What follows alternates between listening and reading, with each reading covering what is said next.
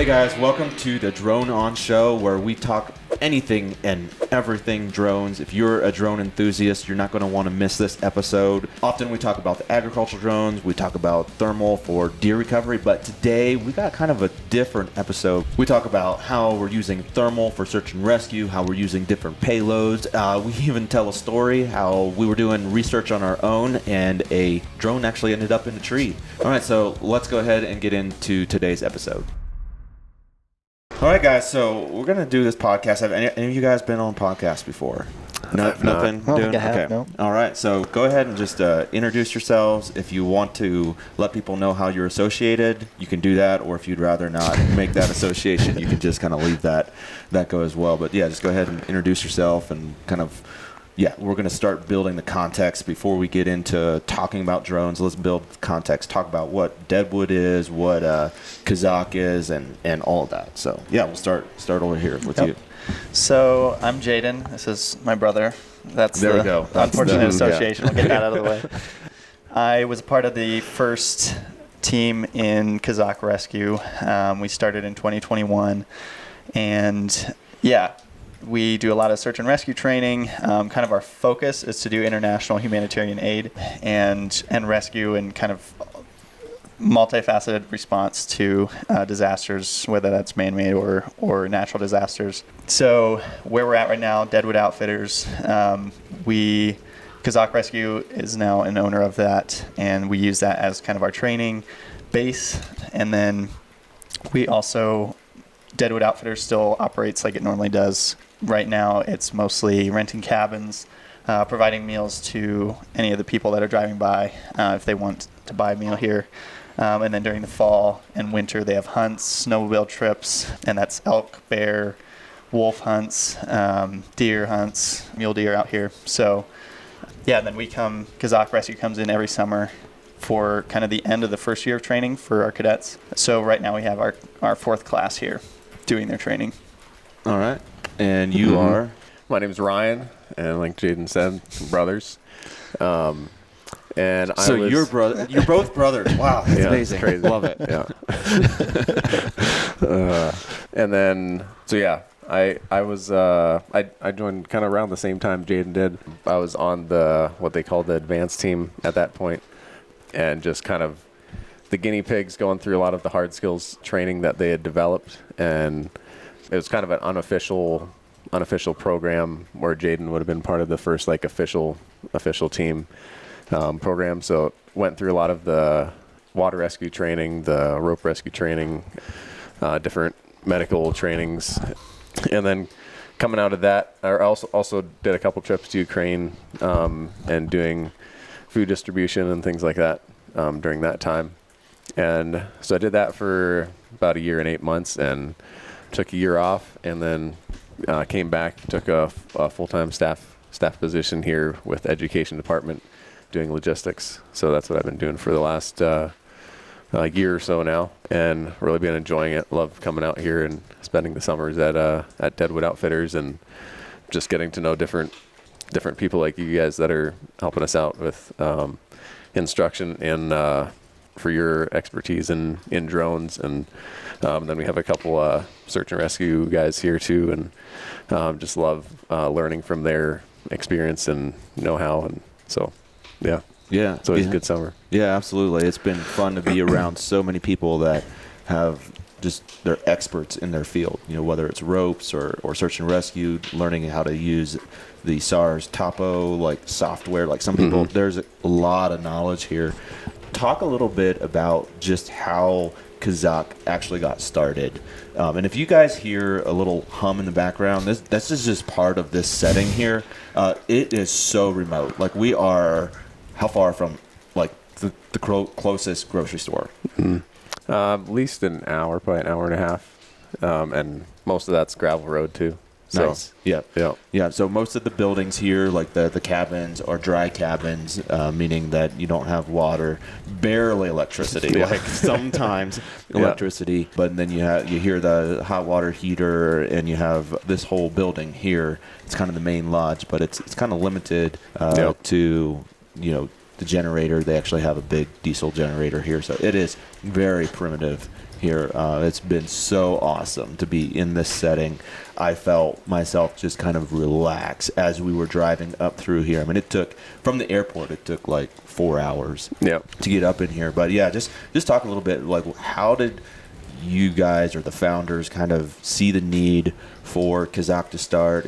Are you government funded? How are you funded? What's kind of been the process of Chazak so far? Yeah, so the original founders kind of had this idea. One of them specifically, Sean Zimmerman, would have spent some time in Iraq and mostly doing like humanitarian aid type of things. But there was a couple times where he had opportunities to either work with the local military or just different things where he would have been granted access to be able to help out if he had more training. And so all the people on his team, maybe had like a first aid training, but not much beyond that. Nothing advanced enough to actually get access. Okay. So it really limited them in what they were able to do, where they were able to go, and mostly because of the people higher up, like looking at them as a group going in, they're like, no, we can't be responsible for them. And so it came out of that, and it's like, why isn't there more training or more people that are trained in going into these hard to reach areas, whether it's a war zone or natural disaster, and being able to go in as a trained professional and bring hope, bring leadership, and bring these different skills, offer these different skills.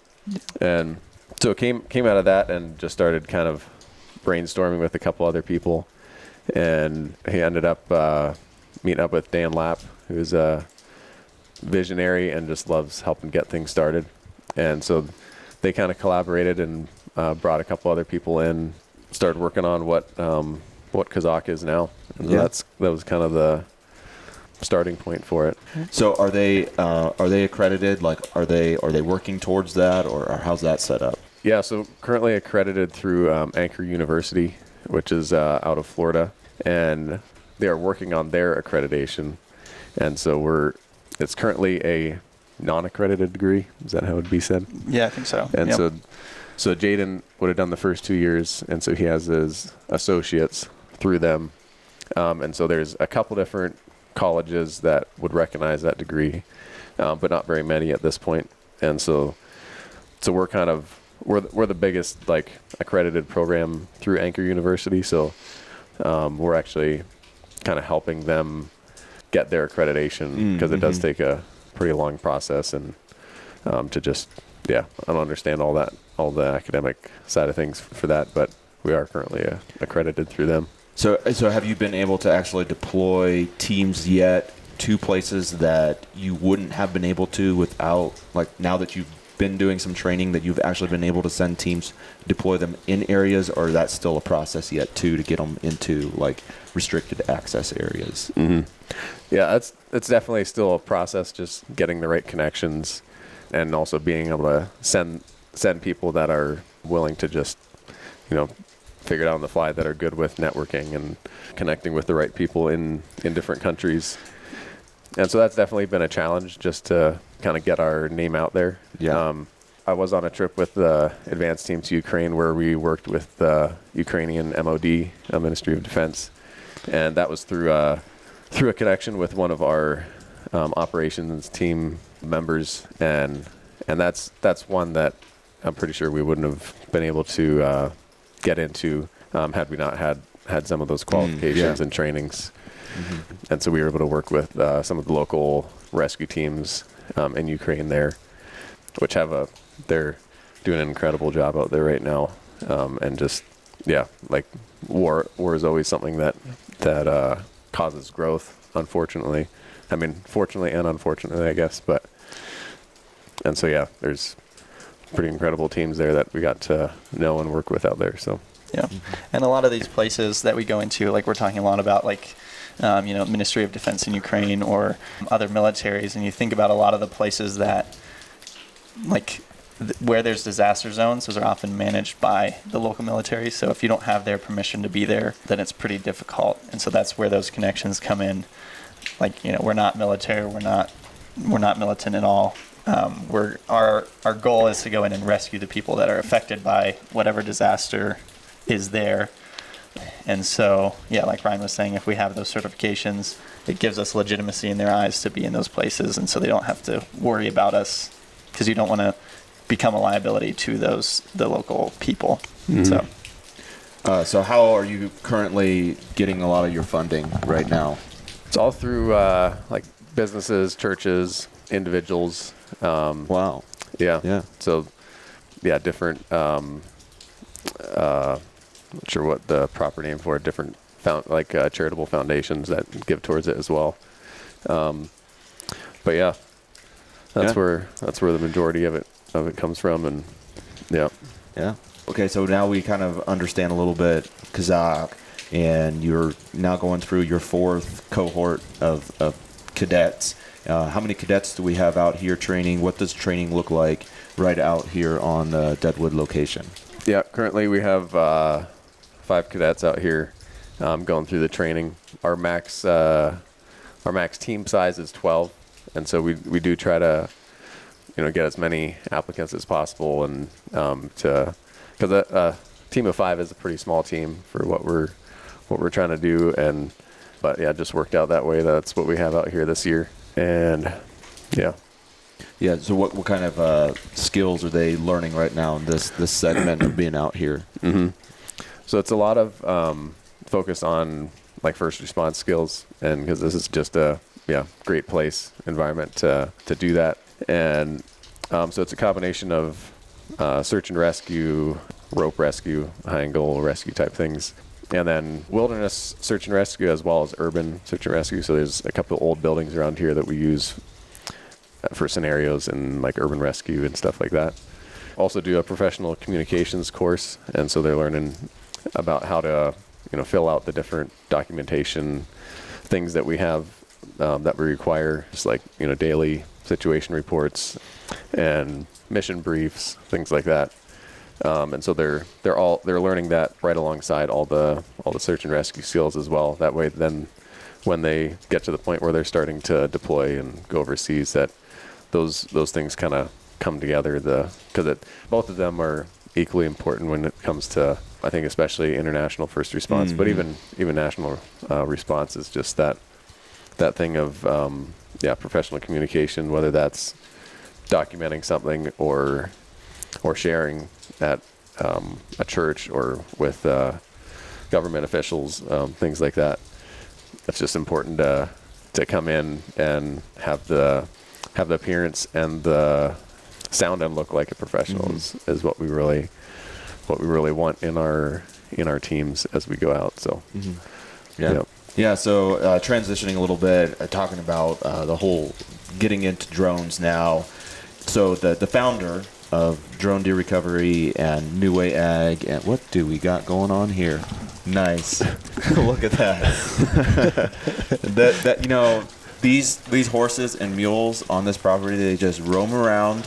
They're not free range. They take off during the night and then come back in the morning, and you can come here, get trail rides. They're part of the way that I understand it is there's kind of 2 different hunts that they offer, as far as like they do a drop camp, like where you have your tent, you have your beds, your stoves all set up, and you basically go back in, or you can do guided hunts that are more based out of here. Is that kind of a correct and the guided hunts where the guides have more, they're out there hunting with you, where the drop camps, it's more you go out and you do your thing, and then they help you pack out your elk or mule deer, whatever you have there. Yeah. So how many mules and horses do they have here? I think it's 18 right now. Yeah. Something like that. I think 4 of those are mules. Okay. Yeah. So 14 horses, 4 mules. Okay. Yeah. Cool. Well, that's definitely a little bit of a sidetrack there, but you got to talk about what's happening around here. So that's pretty awesome. So we were just talking about getting back into the drones, and the founder of the company that I work for, Drone Deer Recovery, NuWay Ag, have a connection with Chazak, and decided to donate drones to Chazak to help kind of propel them, launch them, no, our pun intended, into developing that program a lot quicker for you guys. And they would basically just tap me on the shoulder and said, hey, Austin, develop this, work with you guys in trying to get this going. So I hadn't had much experience in search and rescue, but for the last 6 months, I was working with Jess, which is also an employee of Drone Deer Recovery, in trying to figure out how we can best assist you guys with introducing drones into your program. And it has just been wild and blast, and pushing our research to the max. I mean, in our research back at our headquarters, we crashed a few drones just because we wanted to push the limits of what can we do with these drones so that we know how to tell you guys how to use them the best way. But yeah, just talk about a little bit how you started thinking about wanting to have a drone program part of what you're offering to Chazak. So I would say a big thing for us was we had a friend of ours that actually took a drone to North Carolina during Hurricane Helene, and I would say that's where we really started to see like a big benefit to. Oh, there's a dog. Good thing it didn't trip on any of our cords down here. So, yeah, seeing that and thinking about, okay, how can we incorporate this into what we do? We spent some time in North Carolina soon after the hurricane, and yeah, just thinking about, people don't know what happened to their loved ones. They don't know where they're at, and being able to locate those people and communicate back then to family members and say, we found that your family member. And that brings a sense of, just really for those people. And it also is like being able to provide aid to those people in areas that we can't access by foot or by vehicle, or I should say land vehicle, aerial vehicles now. And yeah, another thing in North Carolina is there's a lot of helicopters. I mean, they're flying everywhere. And thinking about being able to limit that liability, having helicopters, like manned helicopters flying around, and being able to have the option of potentially transporting, whether it's Starlinks or for fire departments that don't have road access or anything like that, being able to just fly that in and not risk a life essentially by going up in a helicopter. Yeah, those were some of the things that I think as we started looking at the drone thing and you guys started reaching out to us, it kind of felt like those things kind of aligned around the same time. So yeah, and I would say similar, because so when we were in North Carolina, a friend he had mentioned reached out and was like, hey, is there any way that I can help out with drones? And at that point I didn't know a lot of like all the capabilities of drones, and so he was telling me some of the different things as far as like, if we need radio comms, you can lift up a repeater, something like that. So you could even do it, on the top of every hour when everyone knows they have to check in and make sure everyone's all right and all that. And so doing stuff like that, carrying in supplies, so many different uses for them. And so at that point I didn't or like for what we were doing, it didn't look like a need. And so he found another group and was helping do actually find bodies in the rubble with the thermal imaging. So that was just pretty incredible, the capabilities there. And then fast forward to when you guys started reaching out about what it'd look like to introduce drones into our training program. And originally we were like, that looked like a dream for 10 years down the road.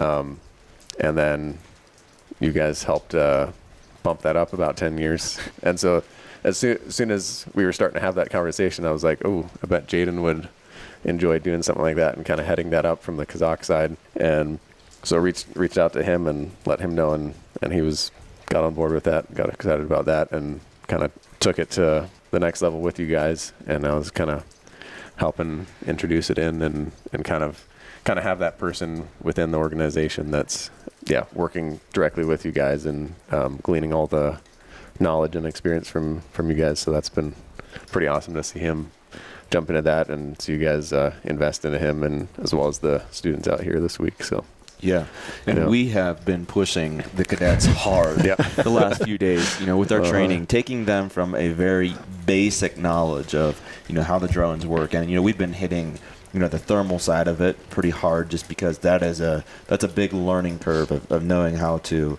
look at those heat signatures and recognize that. But not only that, but there's a part of efficiency that has to be learned and taught, that you're not stopping to look at every single deer, because once you learn what that heat signature is, then you gotta say, hey, you know what, I recognize that that's a heat signature of a deer. You got to move on.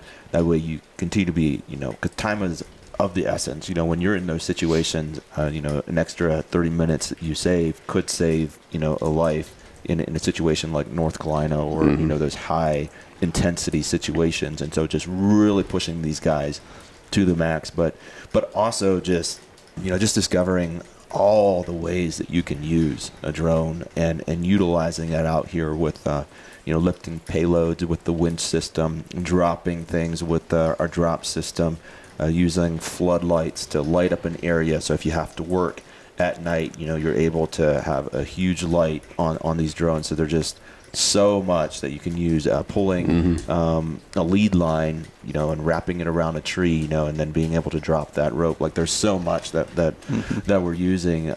But yeah, what has been your perception of watching these guys train? What do you think? How valuable is it going to be for them to kind of have this skill to where they can kind of go plug that in anywhere? Like, what are your thoughts as you've been watching the training happen over the last couple days? Yeah, going back to something that Ryan said earlier about like having that professional, like being able to be professionals as we go out and help in disasters. I think one of the big things I see as valuable for drones, particularly in the state side, because international, it'll be a little interesting to see, like, some countries won't allow us to bring drones in, so that's we'll see how that goes. But as far as stateside, being able to show up with that resource just adds to our, we're not asking for funds from the locals. We're not asking for, state support. We can show up and be available and have all these incredible resources. Thanks in a huge part to you guys, because you guys are just offering them to us instead of us having to kind of rally up the funds for something like that. So being able to show up and be professionals. So that's a huge thing I see as far as the value of having them train. And yeah, some of the things you were talking about is thinking about efficiency. So thinking about, one of the things we had them do was carry stuff with the 350. And yeah, thinking about efficiency of transport, I think even helps them thinking about, okay, so maybe someplace we go, there's a helicopter that we have that's not ours, but someone that's helping us out, and thinking about, okay, how do we want to be efficient with this load? And it gets their brains already going. That way it's not a new concept when the helicopter arrives. So I think there's a bunch of different ways to look at it. Obviously the searching aspect, and finding people, being able to communicate with people. And yeah, also giving them, again, an opportunity to work as a team and coordinate. Okay, so we're going to have these people search here and this person search here. Helps them to, like you were saying, be efficient and think through those things. So, yeah. Yeah, and I think it's it helps them problem solve too. Like, as they learn the capabilities of the drone and just get used to using it. Like right now, it's just a lot to learn, just like handling the drone, and so that's kind of the focus right now, and it's hard to think about how you're using the drone and how you're doing search and rescue at the same time. But once they get proficient in that, being able to problem solve in even other situations, like you said, with like if a helicopter is an available resource, like how are you utilizing those resources to accomplish the goal that you're trying to complete there? I think is a huge learning part of that goes along with the drone training. Yeah. There was this, I feel like the scenarios that we've been able to set up out here are as realistic as possible without them actually being real search and rescue, like where we've been, planting lost people with medical conditions, and they've got to be able to find them, but then they got to learn how to communicate and then put boots on the ground, like the whole package. It's not just, let me look and see and search for that thermal, but it's how do you use drones throughout the whole process of, like, whether you can use a drone to help guide your team in if it's late at night, using that spotlight to light up their path, or all of those things. But yeah, just like teaching, in one of the last scenarios we did, we had a team that was setting up, and we had our point of interest was along the river.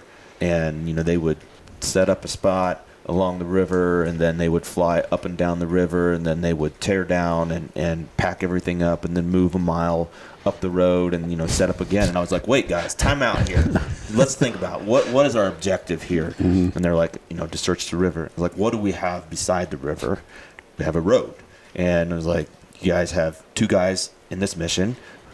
One guy can be driving the truck, and the other guy can be flying the drone, and you can literally be watching your drone and driving beside it, and you could cover a couple miles of that stretch without even needing to land the drone. And so just helping them work through those processes of efficiency and research has been so good, because I feel like some of the trainings that we have done have just kind of been in the backyard of our headquarters back in Ohio.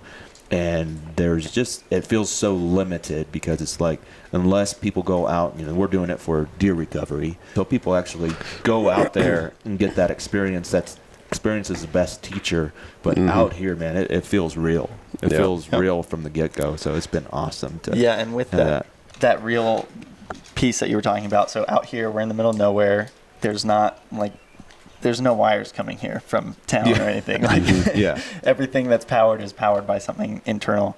And so like thinking about, being efficient with our power banks and our battery packs, our generators, like how are we going to power all these drones? And it adds to the fact that we're flying so many drones for such like long periods of time, which is also realistic if you're constantly running. And so, having that's again, that efficiency, and how are we going to manage all these resources and power everything? Yeah. And even them like thinking through, like, so we're down in a valley here and there's mountains on both sides. And so thinking through like when the sun comes up, when it goes down, which sides of the mountains are still going to be hit by the sun, where like thermal imaging isn't going to be great. And so just like, it's a great environment for thinking through those types of things, for when are the best times to use thermal, and how do you use them when it's still kind of warm and still kind of light outside, and all those things. Yeah, exactly. So I know from like our standpoint, we have a lot of guys that purchase thermal drones from our company, and really I want to figure out ways that we can teach guys, that anybody that has a thermal drone, how to be able to go up to, a professional rescue team and say, hey, I have this drone. How can I be of assistance? If someone's just like has no background in search and rescue, they're not going to be very useful. But really, from our perspective, and part of why we've come out to Deadwood, is because we want to be able to build a training course that will help anybody that has a thermal drone. So that way, when something, particularly in the U.S., happens, like a natural disaster, that we can help guys that have these thermal drones actually be a useful resource, instead of being kind of like, almost come to it like, hey, I have this toy, and they don't really know how to use it. You've been in those situations where everybody wants to help, and sometimes it's almost too much help if there's not enough training, and it almost bottlenecks or plugs the system when you just have guys with good intentions but don't actually have any training with that. So I just love what we're able to learn out here, and we've been pushing the limits out here, even as we're training, and you know what I'm getting at here. You know exactly what I'm getting at here. But we had the cadets out doing training, and so Jaden and I were like, we needed to push the limit on with 350, with the DJI Trees 350, to see kind of where it could go, because this is a new territory. This is not Ohio. This is not Ohio. We're talking about understanding, the difference of how a drone operates in high elevation. Because the higher you go, the thinner the air is, the more that the props are going to like, I need some air to capture here. So anyway, tell us a little bit about, and we love stories. Everybody loves stories. We got to get a good story in here. Tell us a little bit about some of our research and how it went. So we went up to, we wanted to see if we could deliver something from the road, which kind of snakes through the valley.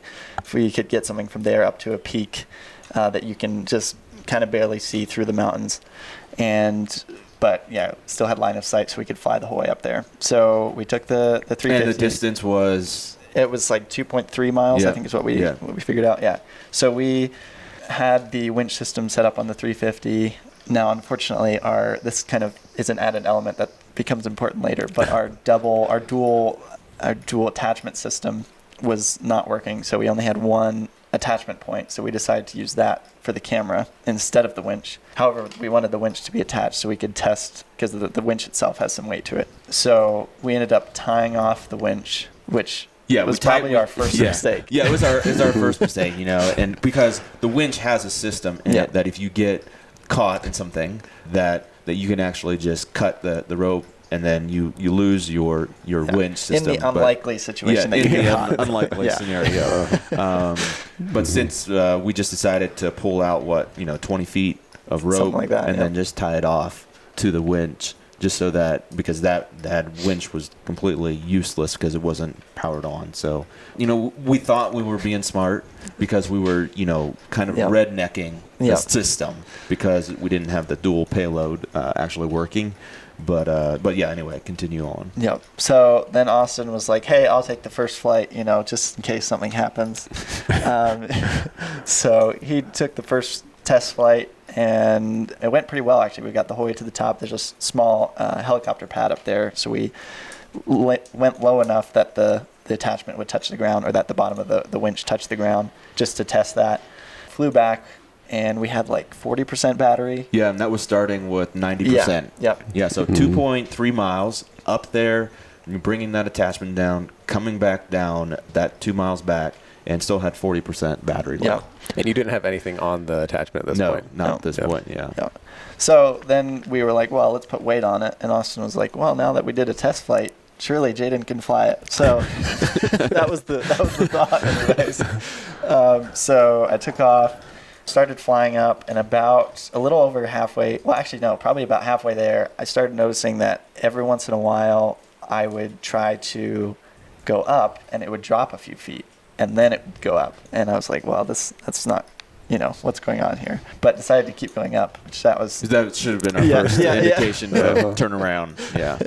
So it got to a point where, because it was dropping, so the way the terrain is, it kind of goes up and flattens out. And because it was dropping, we started losing signal. So that was adding to the drone itself is dropping, and we're losing signal, so we can't keep it high enough off the ground. So as it was kind of coming in and out, the screen's like glitching, I spun it around and just started heading back without being able to really see where I was going, because it was glitching. I could still, obviously my compass was still working, so I could head towards home, but I couldn't actually see where I was going.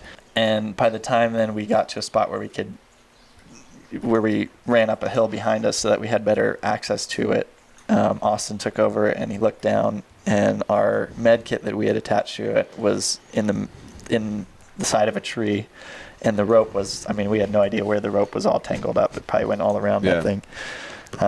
And about that time as well, we started losing battery power. We were at, I forget what we were at. 23% by that point. So it just started dropping right away because we're fighting now with this tree and this med kit, and it tried to auto land. So Austin's canceling it, and we're trying to figure this thing out. And then we lost signal, and it just kind of, Austin was trying to get it off the tree. It wasn't working, and then it just went dark, basically. Just went dark. Yeah. So we had the 4T with us, so we took the 4T up, flew out, and found it. I still am confused how this happened, but it's upside down currently, unless they found it by now. Upside down in the top 3 feet of a tree, of a tall pine. And I'm not sure if you can tell anything about the pine trees behind us, but they're pretty tall and narrow. So my first thought was great scenario for the cadets. Great rescue mission, an actual rescue mission here. I love how you called it our research at the beginning. It's part of our research, and now it's now a scenario. Now we have a scenario out of our research. Yeah, perfect. So, we're still learning, and one of the things that I'm going to take away with this is, one of the things that we realized was that once the voltage went down, I forget the voltage level, but I know the batteries were below 50%, is when the weight became it would handle the weight just fine. But after the voltage was too low, then it would actually kind of naturally start coming down. Yep. And so one of the points of research that I want to continue going back is figuring out how much can I actually put on that drone when the voltage is at certain points, by setting up the drone with the winch and then keep adding weight and seeing at what point. So I mean, obviously we want to be able to test this equipment to the max so that you guys know what you can actually do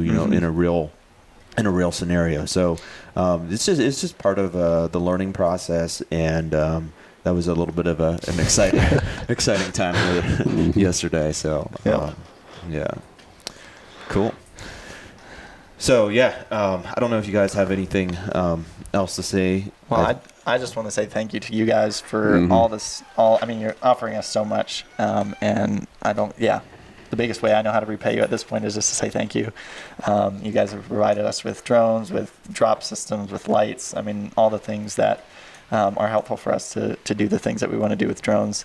And then on top of that, coming out and providing training. So I want to thank you guys for that in a huge way. Yeah, it's exciting for me to just be part of it. And obviously, the founders, Jay, Mike, and Kevin had a big part of just saying, we're going to donate, the 350. We're going to donate payloads for that drone, a 30T and payloads for that. And just really offering a lot. And then, I feel so privileged to be part of that, because it's just like, okay, now we're going to do this. Now we want you to go out and provide that training. And so, who wouldn't want to come out to Idaho for, a week and enjoy the amazing setting here, just the hospitality and everything. So I hope this is just the beginning of our being able to work with you guys. And it's really exciting to see where Chazak is going, and to be able to look ahead 5 years just to see what all is going to happen. And you guys definitely have to keep us in the loop as you start using drones in actual scenarios, and it'd be exciting to hear how that actually helps in those situations. So appreciate you guys jumping in on this podcast. It looks like the rain has let up, so I think we're actually going to go do some trail riding here a little bit, and then the cadets are probably getting to the point where they're going to be actually rescuing that drone here pretty soon. So we may buzz a drone out and just watch them do that, see how they can get that drone off the top of the tree. So appreciate it, and stick around. We'll catch you on the next one.